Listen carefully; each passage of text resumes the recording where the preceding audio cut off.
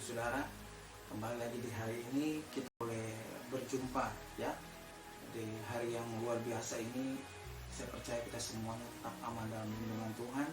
Saya percaya semua kita tetap ada di dalam pemeliharaan yang daripada Tuhan ya. Karena kemurahannya saya percaya kita semuanya tetap kuat, sehat, tanpa kurang suatu apapun. Oke, baik, sebelum kita mau merenungkan firman Tuhan hari ini, mari sama-sama kita berdoa dulu, minta tuntunan Tuhan. Bapa di surga, di dalam nama Tuhan Yesus, pada hari ini kami datang di hadapan Tuhan. Sebentar kami mau merenungkan sebagian daripada firman-Mu. Kami butuh pertolongan Tuhan.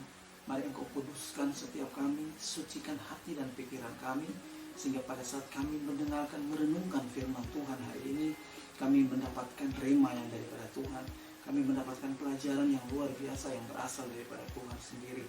Hamba-Mu tidak ada apa-apanya, Roh Kudus. Hamba-Mu butuh pertolongan Tuhan.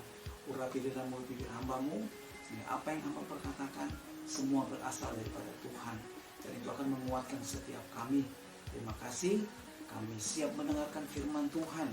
Di dalam nama Tuhan Yesus kami berdoa dan kami ucap syukur. Haleluya. Amin. Bapak Ibu Saudara, seperti yang kita ketahui bahwa hari-hari ini hampir sebagian besar kita, bahkan dunia ini dilanda dengan yang namanya suatu masalah, dilanda dengan yang namanya suatu musibah, dilanda yang namanya suatu bencana, ya, dimana akibat dampak daripada bencana ini, wabah sakit penyakit ini mengakibatkan kita melihat bahwa di luar sana banyak orang-orang yang harus kehilangan pekerjaannya. Banyak orang-orang yang hari-hari ini harus di-PHK, banyak orang-orang yang harus dirumahkan. Bahkan hari-hari ini kita melihat bahwa banyak orang-orang yang bingung hari ini mereka mau makan apa yang harus mereka lakukan. Ya, di satu sisi mereka harus keluar dari rumah mereka untuk menghidupi keluarga mereka. Di satu sisi ada negara-negara yang menerapkan kebijakan lockdown sehingga mereka tidak bisa keluar dari rumah mereka. Nah, apa yang harus kita lakukan terhadap hal-hal yang seperti ini, Bapak Ibu Saudara? Ya, hari-hari ini sebagian besar kita, Bapak Ibu Saudara, khususnya juga khusus di bangsa kita Indonesia, sedang mengalami yang namanya momok yang sangat luar biasa. Ada satu momok yang menghantui ya orang-orang pada saat ini. Apa momok itu? Momok itu namanya kekhawatiran. Ya, khawatir tentang bagaimana kehidupan mereka, khawatir tentang bagaimana apa yang mereka harus berikan untuk keluarga mereka, khawatir tentang masa depan mereka, khawatir tentang pekerjaan mereka, usaha mereka dan sebagainya. Mereka khawatir, Bapak Ibu Saudara. Tapi ada satu hal yang luar biasa yang Alkitab mau berikan kepada kita hari ini, Bapak Ibu Saudara. Ada satu pelajaran yang luar biasa yang kita mau belajar hari-hari ini. Bagaimana sih kita sebagai orang percaya menyikapi yang namanya kekhawatiran ini? Ya, kekhawatiran ini bukan hanya untuk orang di luar sana juga, tapi untuk orang sekelas yang namanya hamba Tuhan. Mereka juga takut, mereka juga khawatir. Dan Alkitab sudah menuliskan hal itu di dalam Kejadian 12. Ya, di situ Alkitab mengatakan bahwa Allah berkata kepada yang namanya Abram bahwa engkau harus keluar dari negeri nenek moyangmu ke negeri yang akan aku berikan, yang aku akan tunjukkan kepadamu. Lalu di ayat 2 dikatakan situ bahwa aku akan memberkati engkau menjadi bangsa yang besar. Aku akan membuat namamu menjadi masyhur. Ya, aku akan menjadi engkau menjadi bangsa yang besar. Tapi di lain pihak, setelah berjalannya waktu, Abraham tiba di satu titik bahwa di usianya yang sudah lanjut, ternyata dia mendapati bahwa ternyata janji Tuhan itu belum terrealisasi, belum tergenapi. Ya, coba kita baca dulu di dalam Kejadian. Kita buka di dalam Kejadian. Kita buka Kejadian ayatnya yang ke 15. Mari kita baca ya. Nah, Kejadian 15 ayat 2 dan ayatnya yang ketiga saya akan bacakan kepada kita, Bapak Ibu Saudara. Ya.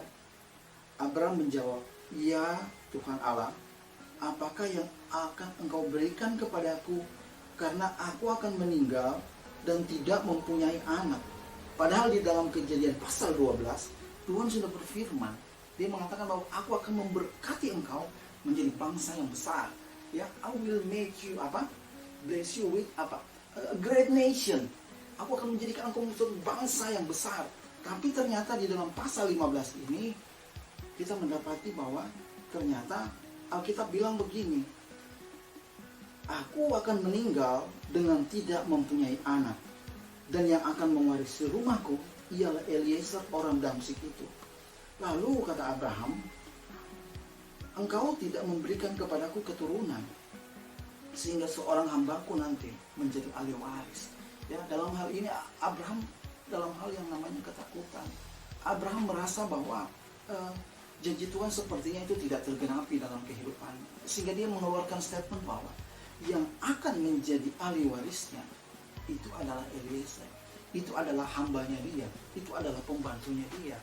Ya, jadi kita melihat bahwa orang sekelas Abraham pun merasa juga yang namanya khawatir, Bapak Ibu Saudara, di mana kita melihat bahwa ketika janji Tuhan itu tidak terrealisasi.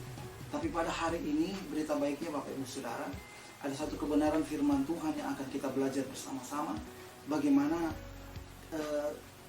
walaupun keadaan sekarang ini sepertinya tidak memungkinkan, tapi janji Tuhan itu luar biasa bagi kita. Ketika Tuhan berjanji, maka saya percaya bahwa Tuhan juga yang akan menetapkan.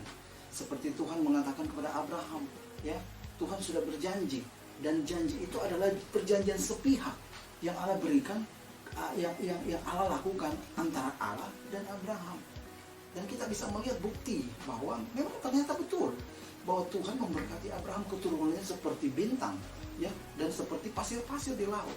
Betapa banyaknya keturunannya Abraham sekarang, ya, itu bukti bahwa Tuhan tidak pernah mengingkari janjinya. Allah bukan manusia, ya, sehingga dia mau menipu, dia mau lupa, dia mau mengingkari janji. Ya, Allah tidak sama dengan kita manusia. Oke, baik, hari ini coba kita buka satu kebenaran firman Tuhan dulu. Ya, coba kita buka sama-sama di dalam kitab Matius 6 ayatnya yang ke-25. Ya, saya akan baca kepada kita Bapak Ibu Saudara. Matius 6 ayatnya yang ke-25. Karena itu aku berkata kepadamu, janganlah khawatir akan hidupmu, akan apa yang hendak kamu makan atau minum, dan jangan khawatir pula akan tubuhmu, akan apa yang hendak kamu pakai. Bukankah hidup itu lebih penting daripada makanan, dan tubuh lebih penting daripada pakaian? Hari ini kita bisa melihat, ini adalah suatu percakapan Tuhan Yesus ketika dia di atas bukit. Jadi Matius pasal 5, Matius pasal 6, Matius pasal 7 itu adalah merupakan satu kesatuan di mana Yesus sedang berkhotbah di atas bukit, Bapak Ibu Saudara. Ya, di mana Yesus sedang berkhotbah di atas bukit, ya. Nah, hari ini kebenaran firman Tuhan ini dia berikan juga kepada para pendengarnya pada saat itu. Ya, berkesempatan dengan hal itu dia mengatakan kepada para pendengarnya, dia bilang begini, karena itu aku berkata kepadamu, janganlah khawatir akan hidupmu, ya, untuk apa yang kita mau makan, untuk apa yang kita mau minum, berkaitan dengan hari-hari ini, berkaitan dengan masa-masa ini, Bapak Ibu Saudara. Ya, ini merupakan suatu firman Tuhan yang harus kita pegang di hari-hari ini, Bapak Ibu Saudara. Ya, bagaimana supaya kita tidak perlu khawatir dengan kehidupan kita. Kenapa Yesus mengatakan bahwa kita tidak perlu khawatir? Coba kita perhatikan baik-baik di dalam ayat yang ke-25 ini. Dikatakan begini, aku berkata kepadamu. Aku itu huruf besar, Bapak Ibu Saudara. Dari dalam hal ini Yesus sedang mengatakan kepada kita, aku ini menjamin hidupmu. Aku menjamin kehidupan kalian. Walaupun di masa sukar, walaupun di masa sulit, aku sebagai Bapa, akulah yang akan menjamin kalian. Akulah yang akan memelihara kehidupan kalian. Kalau kita membaca di dalam ayatnya yang ke-26, Bapak Ibu Saudara, di situ jelas ditulis. Yesus memberikan suatu perbandingan. Ya, dituliskan begini. Pandanglah burung-burung di langit yang tidak menabur dan yang tidak menuai dan yang tidak mengumpulkan bekal dalam lumbung, namun diberi makan oleh Bapamu yang di surga. Bukankah kamu jauh melebihi burung-burung itu? Yesus memberikan perbandingan yang sangat luar biasa Bapak Ibu Saudara dalam hal ini, supaya kita jangan khawatir. Ya, Yesus memberikan suatu perbandingan bukan dengan sesama manusia, tapi dalam hal ini Alkitab bilang begini, Yesus memberikan perbandingan dengan siapa? Dengan burung Bapak Ibu Saudara. Ya, kalau burung saja bisa Tuhan pelihara, ya meskipun mereka tidak menabur, meskipun mereka tidak menanam, ya tidak menuai, tidak menyimpan hasilnya, tapi Tuhan tetap pelihara mereka. Apalagi Alkitab bilang, apalagi kita, ya, apalagi kita sebagai anak-anak Allah.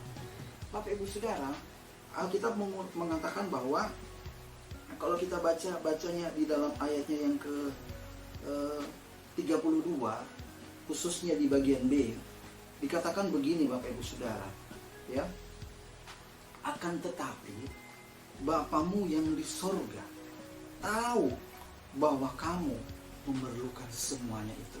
Garis bawahi kata Bapa. Ya, sekali lagi, Alkitab bilang, Bapa kita yang di surga tahu bahwa kita memerlukan, bahwa hari ini anak-anakku ini di tempat ini, anak-anakku membutuhkan yang namanya pertolonganku. Mereka butuh makan, mereka butuh minum, mereka butuh pakaian, mereka butuh tempat tinggal. Ya, Bapa kita yang di surga itu tahu Bapak Ibu Saudara, ya, itu tahu apa yang kita perlukan, apa yang kita butuhkan di hari-hari ini. Nah, ini merupakan suatu pegangan yang sangat luar biasa yang Tuhan berikan di masa-masa sekarang ini Bapak Ibu Saudara, ya, supaya kehidupan kita tidak perlu khawatir, bahwa sebenarnya Bapa itu menjamin semua kehidupan kita, bahwa kita tetap dipelihara. Ya, tadi sudah jelas ya, bahwa Yesus memberikan perbandingan yang sangat luar biasa. Diberikan perbandingan dengan yang namanya burung. Ya, kenapa sih kita Yesus mau mengajarkan kepada kita supaya kita tidak khawatir? Ya, kenapa Yesus mengajarkan hal ini kepada kita? Coba kita baca dulu di dalam ayatnya yang ke-30. Di situ jelas dituliskan ya, ayatnya yang ke-30. Saya akan baca kepada kita Bapak Ibu Saudara. Jadi jika demikian, Allah mendanani rumput di ladang yang hari ini tidak ada dan besok dibuang ke dalam api, tidakkah Ia terlebih lagi mendanani kamu, hai orang yang kurang percaya? Jadi Yesus mengatakan begini kepada kita, ada dampak yang luar biasa, ada dampak yang tidak bagus ketika kita tidak mempercayai Yesus itu sebagai Bapa. Dengarkan baik-baik. Ya, Alkitab bilang begini. Kita ketika kita tidak mempercayai Tuhan, ketika kita tidak mempercayai bahwa Allah sanggup untuk memelihara kehidupan kita, maka Yesus sendiri dia mengatakan begini, ya. Kamu, hai orang yang kurang percaya. Kita dikategorikan yang pertama yang Yesus katakan bahwa ketika kita tidak percaya, kita dibilang bahwa kita ini adalah orang-orang yang tidak percaya. Ya, kata tidak percaya itu saya tuliskan di sini dipakai kata oligopistoi. Ya, kata oligopistoi ini dari dua suku kata, ya, dari bahasa Yunani. Yang pertama itu kata oligo. Oligo itu artinya little. Dan yang kedua, pistis. Pistis itu artinya apa? The conviction of God exists. Mempercayai bahwa Tuhan itu ada. Mempercayai bahwa Tuhan itu berkuasa, pencipta. Dia mengatur segala sesuatu. Itu artinya apa? Oligoi pistoi. Alkitab kita mengatakan begini, hampir sebagian besar mujizat-mujizat yang terjadi Bapak Ibu Saudara yang dituliskan di dalam Alkitab kita itu berujung dari mana? Dari iman Bapak Ibu Saudara. Dari imannya siapa? Dari imannya oknum yang memerlukan pemulihan daripada Tuhan. Dalam hal ini contohnya Alkitab bilang begini. Suatu ketika ada seorang wanita yang pendarahan sudah 12 tahun, ya. Lalu ketika Alkitab bilang ketika dia mendengarkan Yesus datang ke kota itu, Alkitab bilang begini, yang penting saya cuma cukup pegang jumbai-jumbanya saja, saya percaya saya sembuh. Apa yang Alkitab bilang? Ternyata ketika Yesus merasakan ada aliran kuasa yang keluar mengalir dari tubuhnya, Yesus mengatakan kepada wanita pendarahan 12 tahun, Hai ibu, besar imanmu, jadilah seperti apa yang engkau inginkan.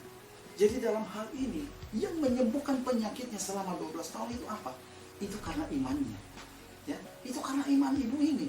Ya, imannya daripada wanita pendarahan ini. Lalu hal yang kedua yang Alkitab catat di dalam kitab Lukas juga, ada seorang perwira. Ya, perwira ini dia memiliki seorang bawahan yang sakit, Bapak Ibu Saudara. Ya, dia lumpuh, tidak bisa berjalan.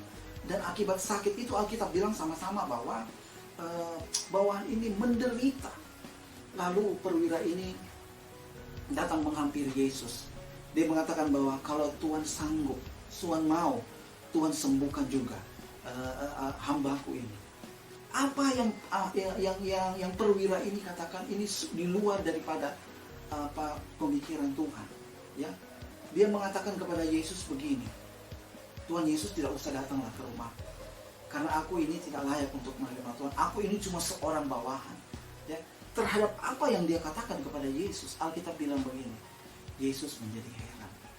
Yesus mengatakan tidak pernah dia menemukan iman yang luar biasa. Ya, tidak pernah. Dia belum pernah menemukan iman yang seluar biasa ini. Ya, terhadap orang-orang yang dia jumpai selama ini.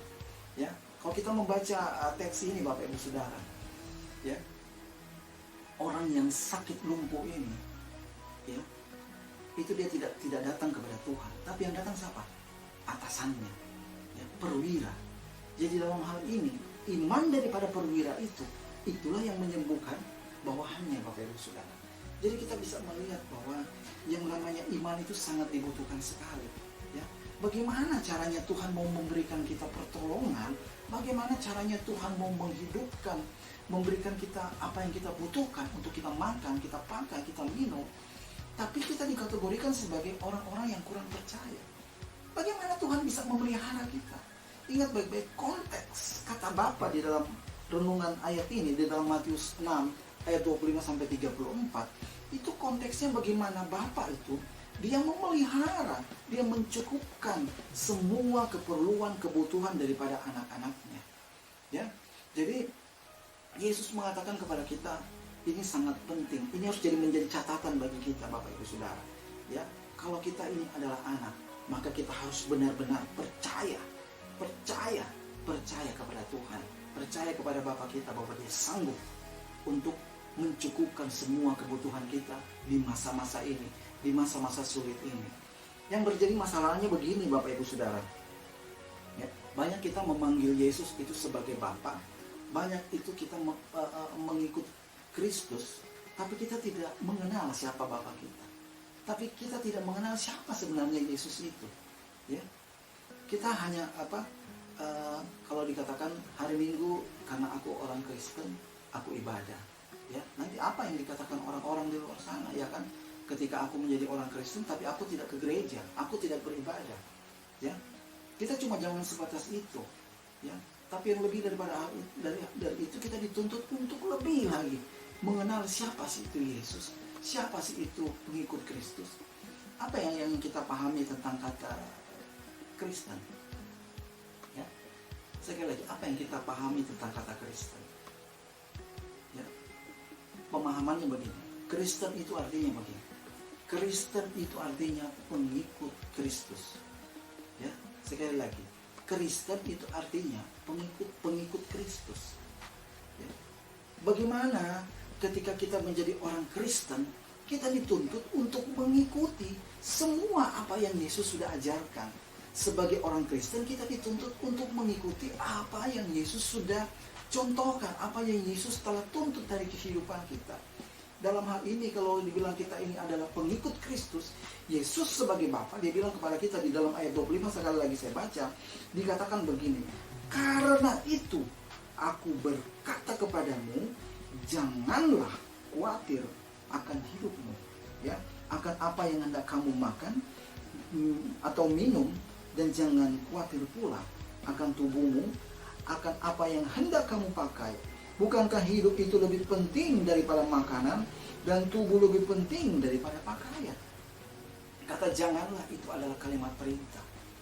Yesus sebagai Bapa, Dia memerintahkan kita sebagai pengikutnya. Yesus sebagai Bapa memerintahkan kita sebagai anak-anaknya bahwa kita itu jangan khawatir. Ya, karena kalau kita kalau khawatir ada di dalam kehidupan kita. Ya, bicara tentang khawatir, Bapak Ibu Saudara, siapa sih yang tidak khawatir? Ya kan? Kalau khawatir itu adalah hal yang manusiawi. Tapi kalau hidup di dalam yang namanya kekhawatiran, inilah yang Yesus mau ajarkan kepada kita semua, Bapak Ibu Saudara. Inilah yang Yesus mau berikan penekanan di dalam Matius 6 ayat 25 sampai 34 ini. Ketika kita hidup di dalam kekhawatiran, maka yang pertama Yesus katakan, kita ini adalah orang-orang yang tidak percaya. Kita ini adalah orang-orang yang tidak mempercayai Yesus itu sebagai Bapa. Lalu hal yang kedua, dampak kalau kita tidak mengikuti apa yang Yesus ajarkan, dampak ketika kita hidup di dalam yang namanya kekhawatiran, ayat 32. Perhatikan, saya akan baca kepada kita. Semua itu dicari bangsa-bangsa yang tidak mengenal Allah. Tetapi Bapamu yang di sorga tahu bahwa kamu memerlukan semuanya itu. Ya, garis bawahi, semua itu dicari bangsa-bangsa yang tidak mengenal Allah. Ya, apa yang dicari oleh bangsa-bangsa yang tidak mengenal Allah? Yang mereka cari itu adalah pemenuhan hidup. Sekali lagi, yang dicari adalah pemenuhan hidup. Bagaimana bisa mencukupkan segala sesuatunya, apa yang mereka inginkan, ya, bukan apa yang mereka butuhkan. Ya, bangsa-bangsa itu dipakai kata Gentile. Nah, kata Gentile ini sekali lagi memiliki suatu pengertian. Itu pengertiannya salah satunya adalah orang-orang yang menyembah kepada dewa dan dewi. Ya, orang-orang yang menyembah kepada dewa dan dewi. Nah, orang-orang yang menyembah kepada dewa dan dewi dapat dipastikan bahwa mereka sekali lagi tidak percaya kepada Tuhan. Kepercayaan mereka bukan kepada Tuhan Yesus, tapi kepada dewa dan dewi, Bapak Ibu Saudara. Jadi dua hal ini yang Yesus memberikan warning kepada kita. Kalau kita hidup di dalam yang namanya kekhawatiran, kita menjadi bagian orang yang tidak percaya. Iman kita itu kecil. Dan jangan pernah mimpi mujizat akan terjadi dalam kehidupan kita. Jangan pernah mimpi pertolongan Tuhan datang dalam kehidupan kita, dalam keluarga kita. Ya, lalu hal yang kedua, Yesus mengkategorikan bahwa kita ini adalah orang-orang yang menyembah Bapa. Kita bukan menyembah Tuhan Yesus, tapi kita menyembah dewa dan dewi. Ya. Hari ini kita sudah belajar satu kebenaran firman Tuhan yang luar biasa. Nah, timbul pertanyaan sekarang begini, Bapak Ibu Saudara.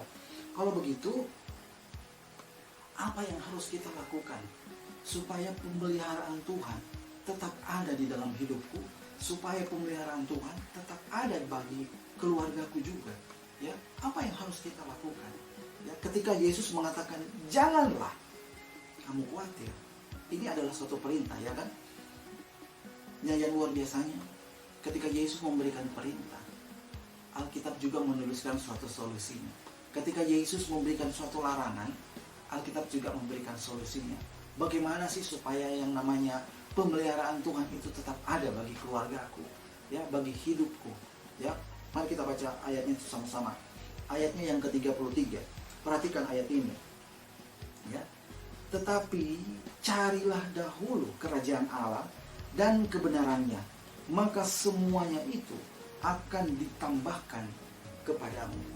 Hari ini Alkitab bilang, kalau kita mau hidup di dalam pemeliharaan Tuhan, kalau kita mau hidup di dalam yang namanya anugerah yang daripada Tuhan, kalau kita mau hidup di dalam yang namanya pertolongan demi pertolongan Tuhan, kebaikan Tuhan, Alkitab bilang begini, hal yang pertama yang harus kita lakukan adalah begini: cari dahulu kerajaan Allah.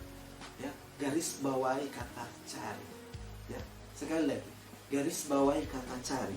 Ya, mencari itu dari bahasa Yunani dipakai kata seteo. Ya, apa yang dimaksud dengan kata seteo ini? Seteo ini itu artinya begini, Bapak Ibu Saudara, mencari tahu dengan cara berpikir. Ya, mencari tahu dengan cara bernalar, mencari tahu dengan cara bermeditasi, dan yang terakhir mencari tahu dengan cara apa? Menyelidiki. Ya, jadi dari pemahaman ini, Bapak Ibu Saudara, dari pemahaman kata seteo ini, kita mendapati arti bahwa ternyata tujuannya ketika Yesus mengatakan bahwa kita harus mencari, itu supaya apa? Supaya kita dapat berpikir, supaya kita dapat memikirkan, supaya kita dapat bermeditasi, merenungkan semua kebaikan-kebaikan Tuhan, merenungkan semua yang namanya kebenaran-kebenaran firman Tuhan ini. Ya, tujuannya supaya apa? Tujuannya supaya kita dapat menyelidiki. Ya, bagaimana sih itu yang namanya kerajaan Allah? Bagaimana sih sebenarnya itu Bapa itu? Ya, kita dituntut oleh Tuhan untuk mencari tahu. Jangan kita menjadi orang Kristen, cuma orang Kristen yang KTP-nya doang orang Kristen. Tapi sebenarnya ketika kita ditanya siapa itu Yesus, siapa itu Bapa, kita nggak tahu, kita nggak bisa menjelaskan. Tujuan Yesus bilang berkata kepada kita, cari dahulu. Ingat baik-baik, cari dahulu. Cari dahulu ini mengisyaratkan bahwa yang harus kita utamakan, kita harus dahulukan, yaitu kerajaan Allah. Ya, itu yang Yesus mau tekankan kepada kita. Saya ada mencatat di sini Bapak Ibu Saudara, kata menyelidiki. Ya, saya coba membuka suatu perbandingan lain di dalam suatu kebenaran firman Tuhan juga, khususnya kita baca sama-sama di dalam kisah 17. Kisah 17, saya akan baca kepada kita Bapak Ibu Saudara. Kisah 17 ayatnya yang ke-11. Saya akan baca kepada kita. Orang-orang Yahudi di kota itu lebih baik hatinya daripada orang-orang Yahudi di Tesalonika, karena mereka menerima firman Tuhan itu dengan segala kerelaan hati, dan setiap hari mereka menyelidiki kitab suci untuk mengetahui apakah semuanya itu benar demikian. Ya, kita harus belajar daripada orang-orang yang ada di Berea ini. Ya, ini adalah suatu perbandingan yang luar biasa yang kita harus contoh daripada jemaat yang ada di kota Berea ini. Paulus dan Silas memberikan perbandingan bahwa ternyata jemaat yang ada di Berea ini lebih baik daripada orang-orang Yahudi yang ada di Tesalonika. Apa yang membuat mereka lebih baik? Yaitu mereka itu suka menyelidiki, Bapak Ibu Saudara. Mereka suka menyelidiki yang namanya kebenaran firman Tuhan. Jadi setiap kebenaran firman Tuhan yang mereka terima, itu mereka tidak telan dengan mentah-mentah. Tapi yang Alkitab bilang begini, mereka menerima firman Tuhan itu dengan segala kerelaan hati. Ya, yang pertama firman Tuhan itu diterima dengan segala kerelaan hati. Kerelaan hati maksudnya apa? Tidak ada bantahan, tidak ada penolakan dalam firman Tuhan itu.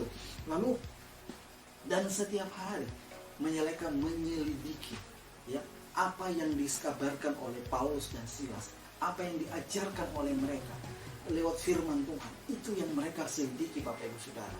Apakah memang betul, apakah memang benar yang Alkitab sudah ajarkan? Itulah yang dituntut, Bapak Ibu Saudara. Ketika Tuhan bilang kita harus mencari, kita harus seteo, menyelidiki kebenaran firman Tuhan itu. Jangan kita mau menerima firman Tuhan itu dengan mentah-mentah, Bapak Ibu Saudara. Hari-hari ini kita bisa melihat bahwa Alkitab bilang bahwa begini, hari-hari ini banyak sekali guru-guru palsu, banyak sekali pengajaran-pengajaran yang palsu yang berkembang di luar sana, yang berusaha untuk menjerumuskan para pengikut Kristus. Ya, hari-hari ini kita bisa melihat bahwa guru-guru palsu, nabi-nabi palsu, itu sudah banyak bermunculan, Bapak Ibu Saudara. Tapi firman Tuhan yang kita dengarkan pada hari ini kembali mengingatkan kita bahwa kita harus benar-benar mencari. Ya, garis bawahi kata mencari sekali. Dalam pemahaman kita apa yang kita pahami tentang kata mencari? Ya, mencari itu artinya apa? Kita dituntut untuk menemukan sesuatu yang tidak ada. Ya, kita harus dituntut menemukan sesuatu yang sebenarnya tidak ada. Kita dituntut untuk menemukan itu. Menemukan apa? Menemukan kebenaran firman Tuhan yang murni, yang pure, berasal daripada Tuhan. Makanya kita belajar daripada jemaat yang ada di Berea ini. Mereka benar-benar menyelidiki, Bapak Ibu Saudara. Saya catat di sini kata menyelidiki itu dipakai kata anakrino. Anakrino ini maksudnya ini menyelidiki kebenaran firman Tuhan dengan sangat teliti dan sangat cermat. Sekali lagi, kata menyelidiki di dalam Kisah 17 ayat 11 itu dipakai kata anakrino. Anakrino itu artinya apa? Menyelidiki dengan sangat teliti dan cermat. Ya. Ketika kita benar-benar menyelidiki kebenaran firman Tuhan, kita merenungkan firman Tuhan, saya percaya kebenaran yang sejati itu akan menuntun kita. Roh Kudus sebagai guru besar kita, Bapak Ibu Saudara, Dialah yang akan menuntun kita.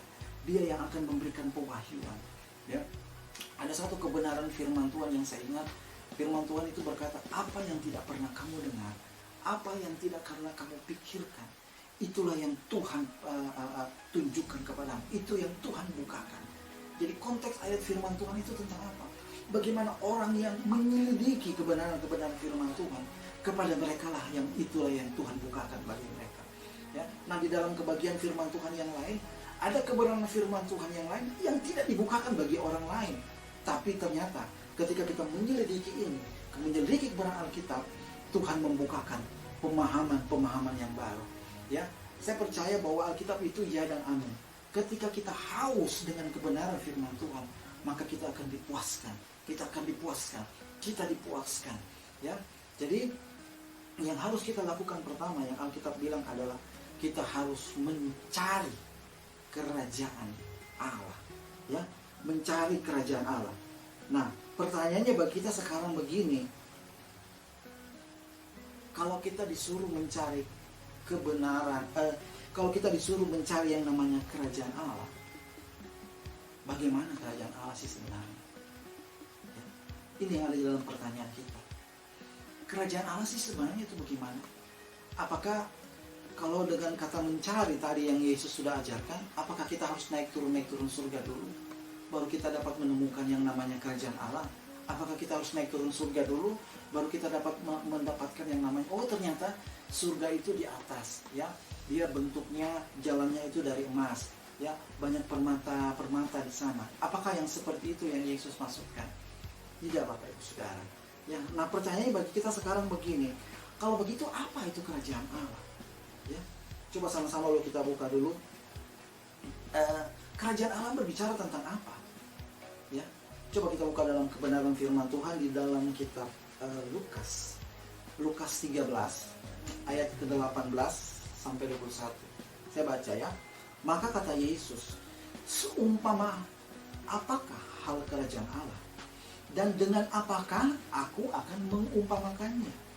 Ia seumpama biji sesawi yang diambil dan ditaburkan orang di kebunnya. Biji itu tumbuh dan menjadi pohon, dan burung-burung di udara bersarang pada carang-carangnya. Ayat 20, lalu ia berkata lagi, dengan apakah aku akan mengumpamakan kerajaan Allah?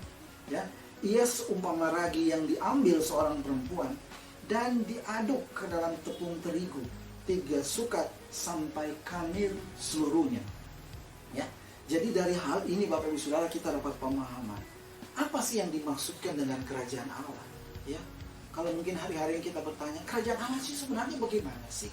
Ya, kerajaan Allah sebenarnya itu berbicara tentang apa sih? Nah, hari ini kebenaran firman Tuhan mau mengajarkan kepada kita Bapak Ibu Saudara. Yang pertama, itu di ayat yang ke-19. Dikatakan begini, ia seumpama biji sesawi yang diambil dan ditaburkan orang di kebunnya. Jadi kerajaan Allah itu seumpama biji sesawi. Saya pernah melihat biji sesawi Bapak Ibu Saudara. Ternyata biji sesawi itu adalah merupakan biji yang sangat kecil sekali Bapak Ibu Saudara. Tapi kalau dia tumbuh, ya, dia bisa menjadi sebuah pohon yang besar. Ya, Alkitab bilang begini, ia seumpama biji sesawi yang diambil dan ditaburkan orang di kebunnya. Biji itu tumbuh dan menjadi pohon, dan burung-burung di udara bersarang pada cabangnya. Hal yang pertama yang Alkitab ajarkan, apa sih itu kerajaan Allah? Kerajaan Allah berbicara tentang apa? Dalam hal ini, Alkitab bilang, kerajaan Allah itu berbicara tentang yang namanya bertumbuh. Ya. Jadi Alkitab katakan bahwa kalau kita ini adalah orang-orang kerajaan Allah, maka yang dituntut dari kehidupan kita harus bertumbuh. Ya. Kita tidak menjadi yang namanya Kristen kanak-kanak terus, ya. Kita tidak menjadi Kristen yang cuma nepios, ya, teknon. Tapi lebih daripada itu, kita menjadi Kristen yang dewasa, ya, hoios, ya, Bapak Ibu Saudara. Jadi yang Alkitab ajarkan pertama, kita harus menjadi Kristen yang bertumbuh. Lalu yang kedua, yang Alkitab ajarkan Bapak Ibu Saudara, dan burung-burung di udara bersarang pada cabang-cabangnya. Nah, hal yang kedua, setelah kita bertumbuh Bapak Ibu Saudara, tentunya bertumbuh di dalam kebenaran firman Tuhan. Hal yang kedua yang harus kita lakukan, ya, kita menjadi berkat. Ya. Kita cuma cukup bertumbuh hanya untuk diri kita sendiri. Kita tidak cukup hanya kita bertumbuh hanya untuk kita dan keluarga kita. Tidak. Tapi Alkitab bilang begini, ya, kita harus bisa bertumbuh, dan setelah kita bertumbuh kita menjadi berkat Bapak Ibu Saudara.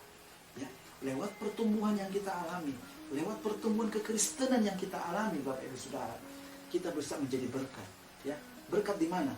Alkitab bilang mulai dari Yerusalem, Yudea, Samaria, lalu kemudian sampai ke ujung bumi. Itulah yang harus kita lakukan.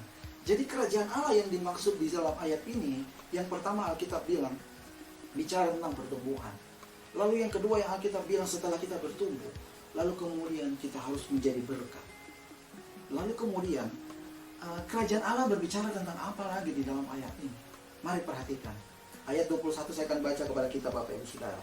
Ya, ia seumpama ragi yang diambil seorang perempuan dan diadukan ke dalam tepung terigu 3 sukat sampai kamir seluruhnya. Apa maksudnya ini Bapak Ibu Saudara? Ya, Alkitab mengajarkan kepada kita Bapak Ibu Saudara tentang yang namanya kerajaan Allah. Apa yang dimaksud dengan yang namanya kerajaan Allah? Dalam ayat ini dikatakan begini, dia seumpama seperti ragi yang dicampurkan ke dalam tepung. Lalu akibat dicampurkan di dalam tepung itu, maka tepung itu menjadi kamir sampai seluruhnya. Ini berbicara tentang apa? Kerajaan Allah berbicara tentang yang namanya dampak. Apa dampaknya ketika yang namanya tepung itu Bapak Ibu Saudara dicampurkan dengan yang namanya ragi? Ya, ragi itu dicampurkan kepada yang namanya tepung. Kita bisa melihat, maka dampaknya adalah adonan tepung itu, maka dia akan mengembang Bapak Ibu Saudara. Ya, kita akan mengembang. Kita bisa melihat roti itu biasanya itu besar-besar, itu bentuknya besar-besar. Itu karena apa? Itu karena ada campuran daripada ragi. Jadi yang Alkitab mau ajarkan kepada kita hari-hari ini, apa sih kerajaan Allah? Kerajaan Allah berbicara tentang dampak. Hari-hari ini saya mau bertanya kepada kita Bapak Ibu Saudara, sudahkah engkau dan aku berdampak? Ya? Paling tidak kita berdampak dari mana? Dari keluarga kita dulu. Kalau dulu kehidupan kita dulu mungkin kehidupan kita tidak menyenangkan Tuhan, kehidupan kita dulu kehidupannya suka mabuk, kehidupannya dulu suka melakukan hal-hal yang tercela di hadapan Tuhan, ya, melakukan hal-hal yang menyakiti Tuhan. Ketika kita sudah bertumbuh, kita menjadi berkat bagi orang, ya, apakah kita sudah berdampak? Ya, kita harus bisa berdampak Bapak Ibu Saudara. Karena sekali lagi Bapak Ibu Saudara, kalau kita mengatakan bahwa kita ini pengikut Kristus, syaratnya tidak ada yang lain Bapak Ibu Saudara. Kita harus bisa berdampak, ya. Kita harus bisa bertumbuh. Karena kekristenan itu dia bertumbuh Bapak Ibu Saudara. Ya, kita harus bisa menjadi dampak. Bagaimana kita bisa melaksanakan perintah Yesus? Sebelum Yesus naik di atas kayu salib, sebelum Yesus naik ke atas surga, dia mengatakan kepada murid-muridnya di dalam Matius 28, pergilah, jadikan semua bangsa muridku, ya, baptislah mereka, ajar mereka. Bagaimana kita bisa melakukan amanat agung itu Bapak Ibu Saudara? Kalau kita tidak bertumbuh, kalau kita tidak menjadi berkat, kalau kita tidak berdampak Bapak Ibu Saudara. Jadi hari ini kita belajar Bapak Ibu Saudara, ternyata ada hal yang sangat luar biasa. Ketika kita melakukan hal ini, maka lihat baik-baik, maka Tuhanlah yang menjadi Bapa kita di surga. Dialah yang akan apa? Dia yang akan memelihara seluruh kehidupan kita Bapak Ibu Saudara. Saya percaya sekali lagi, Bapa itu dia akan memelihara. Ada satu statement yang dikeluarkan oleh seorang hamba Tuhan juga. Hamba Tuhan itu namanya Daud. Dia mengatakan begini, Dahulu aku muda, sampai sekarang ini aku tua. Belum pernah aku melihat bahwa anak cucu orang benar minta-minta roti.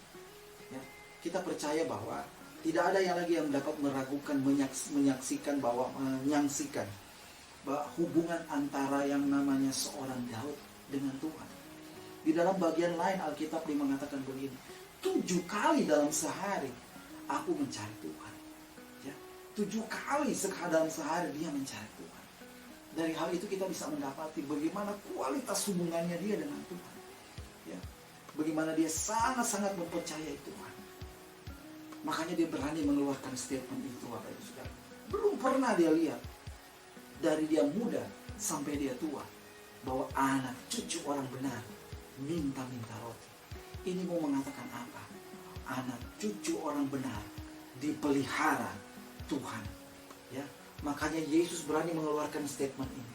Janganlah khawatir. Ya, janganlah khawatir. Jangan khawatir. Cari saja itu kerajaan Allah. Cari kerajaan Allah dan semua kebenaran-kebenarannya. Ya, apa yang telah ditetapkan oleh Allah, apa yang telah diatur oleh Allah, apa yang telah diajarkan oleh Allah. Kita harus jalankan itu. Maka kita akan melihat bahwa pertolongan demi pertolongan Tuhan akan tetap mengalir dalam keluarga kita. Walaupun kita melihat mungkin hari-hari ini keadaan tidak memungkinkan. Di luar sana keadaannya tidak memungkinkan.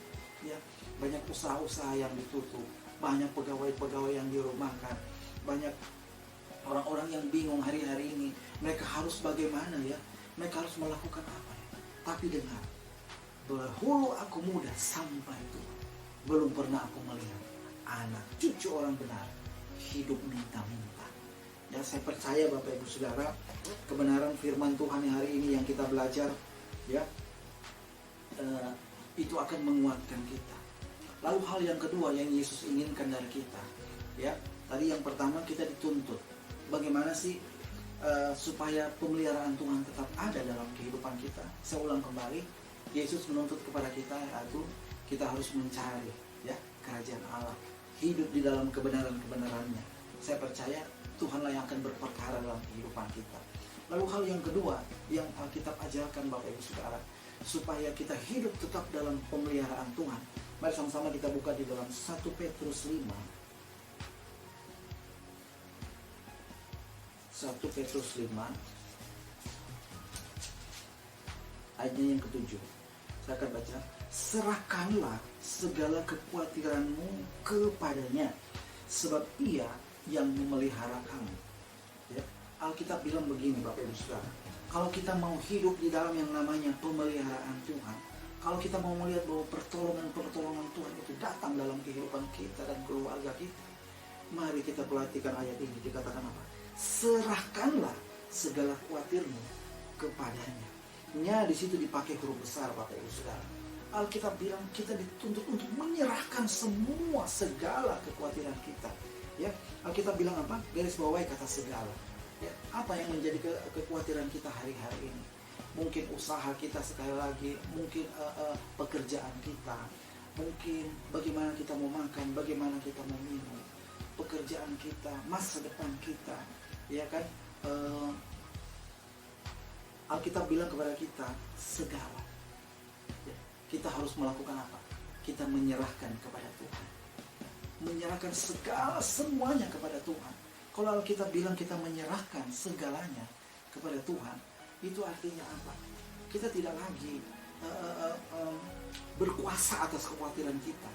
Saya mencatat di sini bahwa kata menyerahkan itu dipakai kata yang bagus, ya.